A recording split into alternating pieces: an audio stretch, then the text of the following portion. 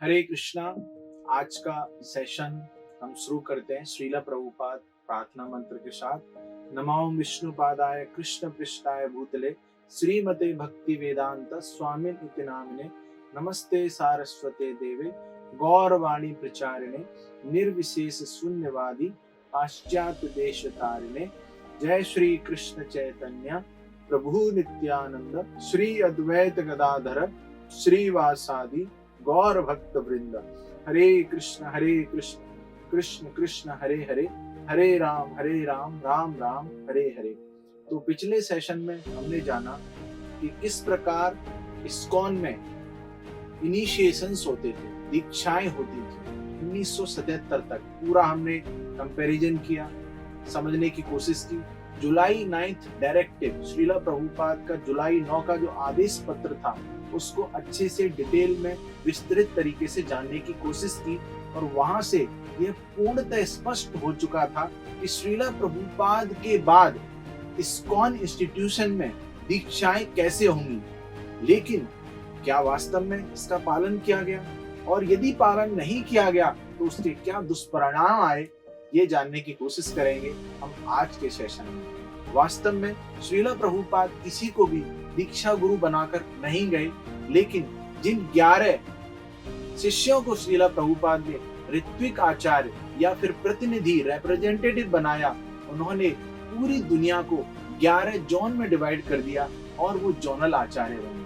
और उसके क्या दुष्परिणाम आए ये जानने की हम आज के सेशन में कोशिश करेंगे। तो मई 77 पूरा सिस्टमेटिकली चलेंगे। मैंने आपको बोला था पिछले सेशन में कि मई 28 का जो कॉन्वर्जेशन है, वार्तालाप है, उसको हम आज के सेशन में समझने की कोशिश करेंगे। आपके कुछ भी प्रश्न हो आप जरूर हमसे पूछते रहिएगा।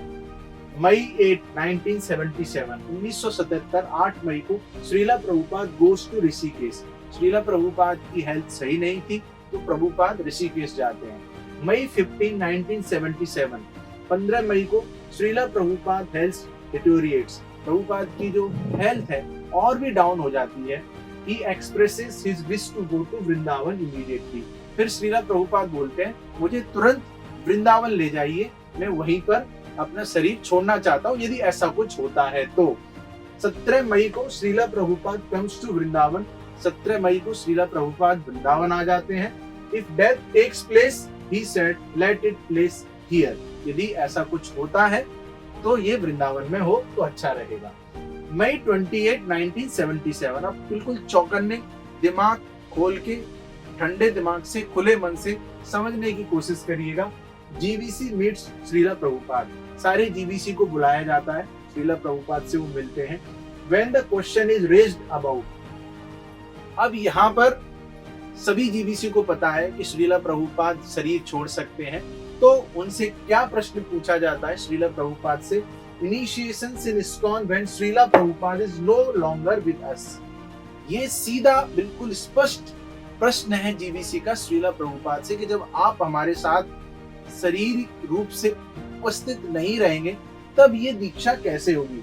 Prabhupada replies that he would recommend some of them to act as officiating आचार्य। आप में से कुछ शिष्यों को मैं ऑफिशिएटिंग आचार्य बनाऊंगा। ये प्रभुपाद ने स्पष्ट बोल दिया है। कब के लिए? जब प्रभुपाद हमारे साथ नहीं है तब के लिए। प्रश्न बहुत स्पष्ट है और उत्तर भी श्रीला प्रभुपाद का बिल्कुल स्पष्ट है। और ये कॉन्वर्जेशन हम जानने की कोशिश करते हैं। यहाँ पर सतस्वरूप बोल रहे हैं, by the words of present GBC then our next question concerns initiation in the future. Future में इनिशिएशंस कैसे होंगे? When you are no longer with us, we want to know how first and second initiation would happen। हम जानना चाहते हैं जब आप हमारे साथ नहीं रहेंगे तब पहली दीक्षा और दूसरी दीक्षा कैसे होगी। प्रभुपाद बोलते हैं yes, I shall recommend some of you after this is settled up। I shall recommend some of you to act as officiating आचार्य। मैं आप में से कुछ लोगों को ऑफिशिएटिंग आचार्य बनाऊंगा। प्रश्न बिल्कुल क्लियर है, उत्तर बिल्कुल क्लियर है। तमाल कृष्ण महाराज बोल रहे हैं इज दैट ऋत्विक आचार्य।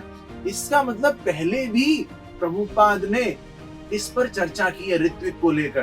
तभी तमाल कृष्ण समझ पा रहे हैं कि ये ऋत्विक आचार्य बोल रहे हैं, क्योंकि यहाँ पे जैसे ही श्रीला प्रभुपाद ऑफिशिएटिंग आचार्य बोल रहे हैं वो समझ गए क्या ऋत्विक आचार्य की बात हो रही है। तो प्रभुपाद बोलते हैं यस ऋत्विक।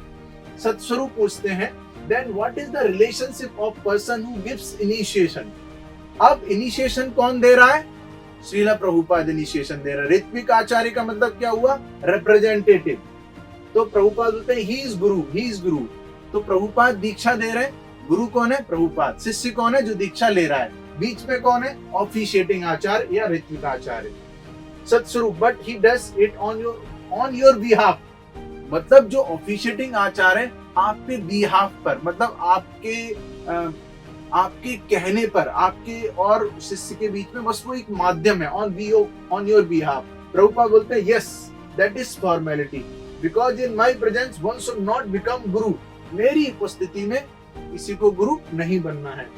और on my behalf, on my order, यदि कोई बनता है तो ऑन माई ऑर्डर। अब ये ऑर्डर वाला शब्द बहुत यहाँ पर महत्वपूर्ण है। अमार आज्ञा गुरु है, B actually Guru but on my order, मेरे ऑर्डर पर। वैसे तो बात बिल्कुल यहाँ पे क्लियर हो चुकी है जब प्रभुपाद से क्लियर कट क्वेश्चन पूछा गया है, जब आप हमारे साथ नहीं रहेंगे तो दीक्षा कैसे होगी। तो प्रभुपाद बोलते हैं मैं आप में से कुछ लोगों को ऋत्विक आचार्य, ऑफिशिएटिंग आचार्य बनाऊंगा। तो यहाँ पर सतस्वरूप बोल रहे हैं so he may be also consider your disciples। Prabhupada बोलते हैं yes they are disciples, क्योंकि दीक्षा कौन दे रहा है? प्रभुपाद दे रहा है। बीच में कौन है? ऋत्विक आचार्य। why consider they are his disciple, मतलब जो गुरु है प्रभुपाद है उनके शिष्य होंगे। तमाल Krishna he is asking that these Ritwik Acharya they are officiating giving दीक्षा। अब देखिए यहाँ पर जब बात बिल्कुल क्लियर हो गई है तो दीक्षा शब्द को तमाल कृष्ण महाराज द्वारा लाया गया है। तो कहीं ना कहीं आप यदि खुले मन से समझने की कोशिश करेंगे, प्रभुपाद को थोड़ा ऐसे ट्विस्ट करने की कोशिश की जा रही है। The people who they give diksha to whose disciples they are. यदि ये दीक्षा देते हैं, यदि ये दीक्षा देते हैं तो किसके डिसाइपल होंगे? Prabhupada they are his disciple. यदि दीक्षा देते हैं Tamal Krishna they are his disciple, yes. Who is initiating? He is grand disciple. मान लीजिए तमाल कृष्ण महाराज मान लीजिए दीक्षा देते हैं तो फिर किसके डिसाइपल हुए? वो तमाल कृष्ण महाराज के डिसाइपल हुए और प्रभुपाद के ग्रैंड डिसाइपल हुए। Yes that's clear. Then we have a question concern. अब यहाँ पे क्वेश्चन पूछने की कोशिश की जा रही है। प्रभुपाद तुरंत रोक देते हैं और बोल रहे व्हेन आई ऑर्डर। हाँ ये बात सही है, यदि प्रभुपाद के शिष्य दीक्षा देते हैं तो प्रभुपाद के वो ग्रैंड डिसाइपल हुए, लेकिन प्रभुपाद इधर तुरंत रोककर बोलते हैं व्हेन आई ऑर्डर, जब मैं ऑर्डर दूं।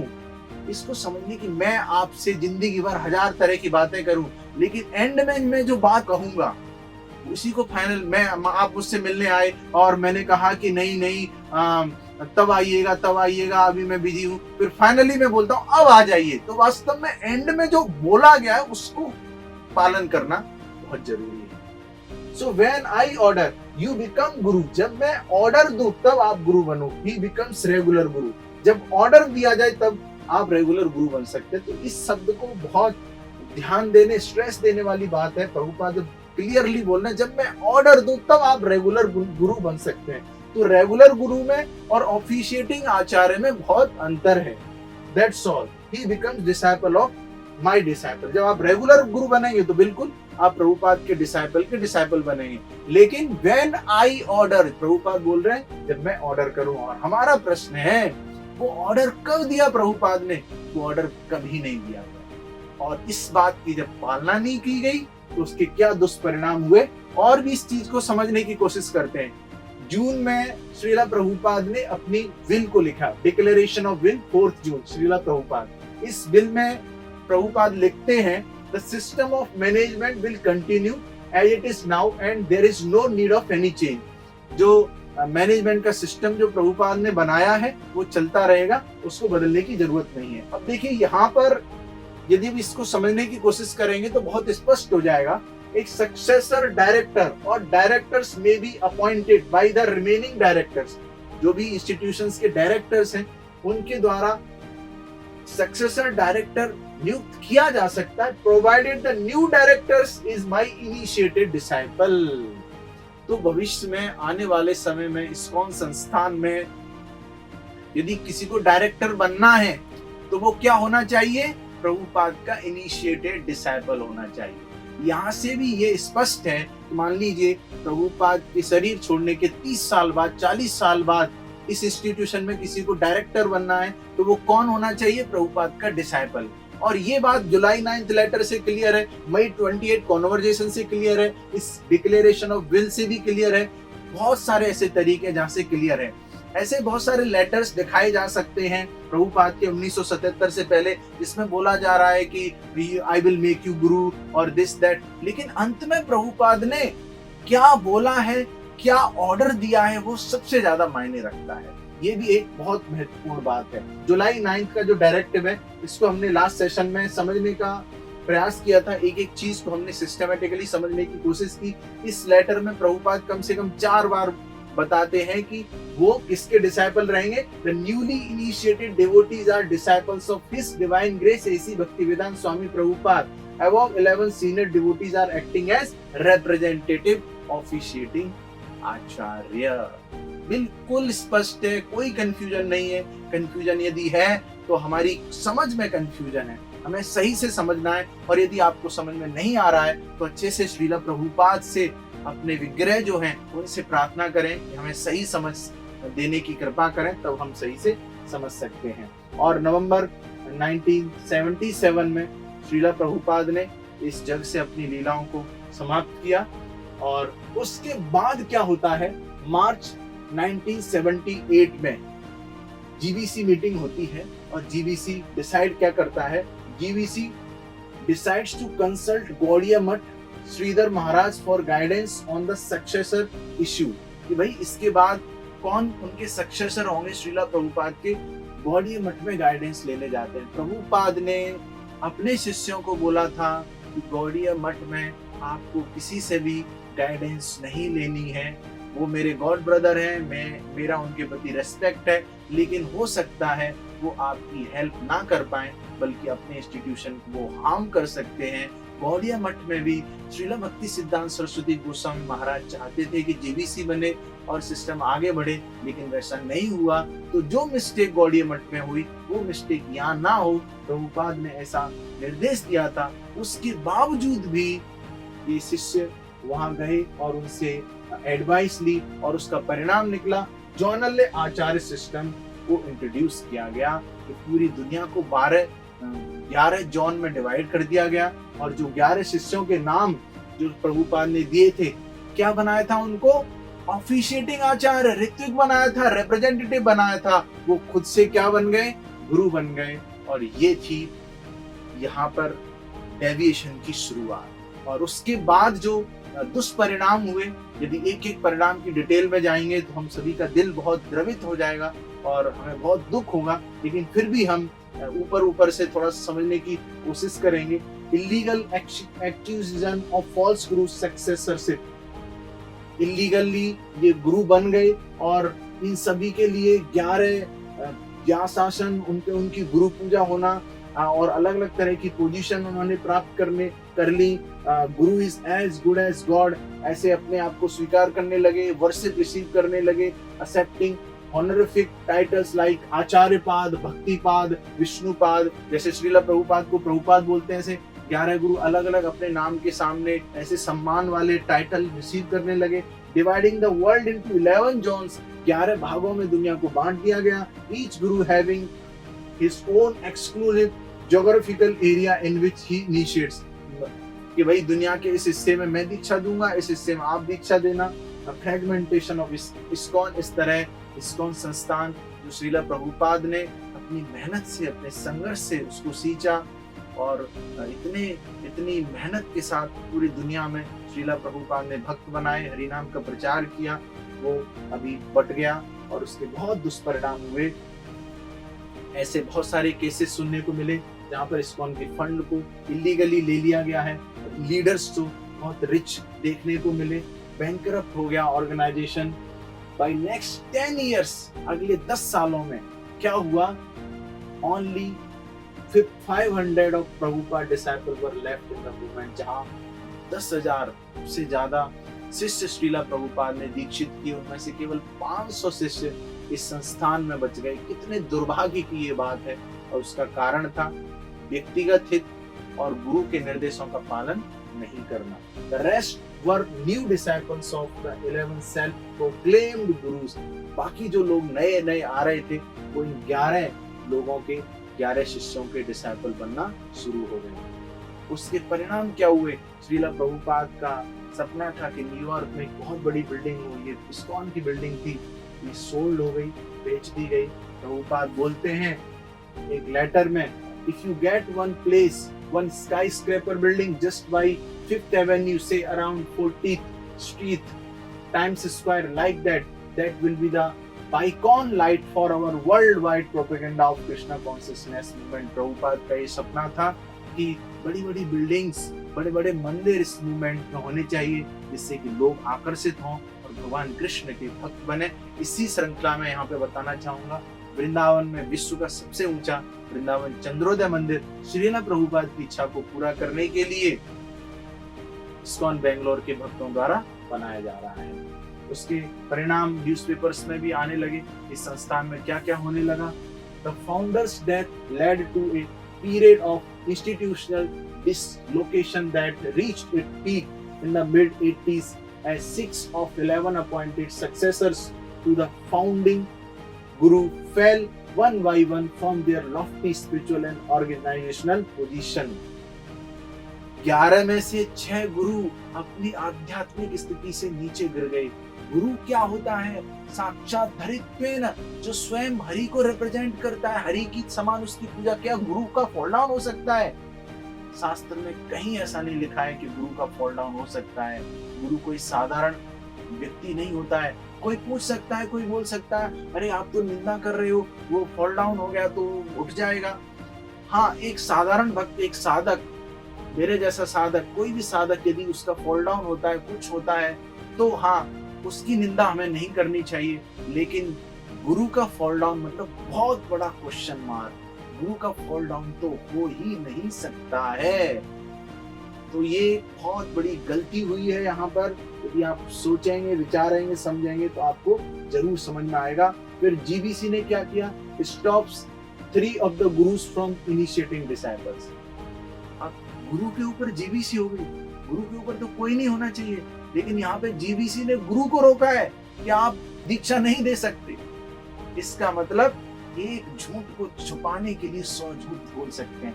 जब आपने शुरुआत में ही बहुत बड़ी गलती कर दी, अब आप उसको सेट कर रहे हो, कभी ऐसे कभी ऐसे, तो ऐसे काम चलने वाला नहीं है। तमाल कृष्ण गोस्वामी लिखते हैं, faith in the gurus and in the institution as a whole was severely shaken when the GBC had to censor 3 of 11 gurus for verifying degree of misconduct। बहुत सारे लोगों का जो विश्वास है, फेथ है, वो हिल गया पूरा जब जीबीसी ने 3 गुरुओं को मना कर दिया कि आप गुरु नहीं मिल सकते, उनके मिसकंडक्ट, दुर्व्यवहार की वजह से। और पिरामिड हाउस कन्फेशन में स्वयं तमाल कृष्ण गोस्वामी लिख रहे हैं, ये बहुत महत्वपूर्ण बात है जानने योग्य। Actually Prabhupada never appointed any gurus. Point should be noted here. He appointed 11 ritviks, केवल ऋत्विक अपॉइंट किए। He never appointed them gurus। देखिए मई 28 कॉन्वर्जेशन में तमाल कृष्ण महाराज हैं उधर, तो उनको पता है सच्चाई क्या है। अब वो खुद बोल रहे हैं सच्चाई को। Myself and other GBC have done greatest disservice to this movement। हमने इस मूवमेंट के प्रति बहुत बड़ी डिससर्विस की है, बहुत बड़ी गलती की, अपराध किया है। The last 3 years because we interpreted the appointment of Ritvik's as appointment of guru। हमने ऋत्विक को गुरु मान लिया, हमने अपनी बुद्धि लगा ली वहां पर। प्रभुपाद तो केवल ऋत्विक बना के गए थे, रिप्रेजेंटेटिव बना के गए थे, हमने उनको गुरु समझ लिया और उसका ये दुष्परिणाम भुगतना पड़ा। एक बुक लिखी गई, मंकी ऑन ए स्टिक, नवंबर 2 1988 में पब्लिश हुई। उसमें ये बताया गया है वास्तव में ये जो 11 शिष्य हैं इनके साथ क्या क्या हुआ। यदि हम डिटेल में जाएंगे तो हमें लगेगा कि अरे ऐसा भी हो सकता है कि स्पिरिचुअल ऑर्गेनाइजेशन में, तो बहुत दुख की बात है। प्रभुपाद का ये जो मूवमेंट है ये बिल्कुल प्योर है, प्रभुपाद बिल्कुल प्योर है, प्रभुपाद ने जो प्रोसेस दिया है वो भी बिल्कुल प्योर है, और जो इस प्रोसेस को फॉलो करता है, प्रभुपाद को फॉलो करता है, उसका भगवान के धाम जाना बिल्कुल श्योर है। लेकिन इसी मूवमेंट में कुछ ऐसे लोग आ जाएं जो अपने व्यक्तिगत हित के लिए कार्य करें, जो गुरु के निर्देशों का पालन नहीं करें और इस मूवमेंट को हाईजैक करने की कोशिश करें, कंट्रोल करने की कोशिश करें, अपने नियम लगाने की कोशिश करें, तो फिर दुष्परिणाम हमें भुगतने पड़ेंगे। ये श्रीला प्रभुपाद का मूवमेंट है। श्रीला प्रभुपाद जो लिख कर गए हैं, जो बोल कर गए हैं, वो उसकी पालना इस मूवमेंट में होनी चाहिए। It provides a roughly accurate account of much that went seriously wrong in and around ISKCON throughout the past 22 years। इस किताब में पूरा लिखा है कि क्या क्या गलत ISKCON में हुआ। इस किताब को चाहें तो आप पढ़ सकते हैं और भी डिटेल में जान सकते हैं। तो आज के सेशन में हमने जाना किस प्रकार श्रीला प्रभुपाद के निर्देशों की अवमानना की गई, उल्लंघन किया गया और उसका दुष्परिणाम इस बहुत ही सुंदर प्योर मूवमेंट में देखने को मिला। इसके बाद क्या हुआ ये हम जानेंगे अगले सेशन में। हरे कृष्णा। आपके कुछ भी प्रश्न हो हमसे पूछ सकते हैं। हरे कृष्णा। जय श्रीला प्रभु।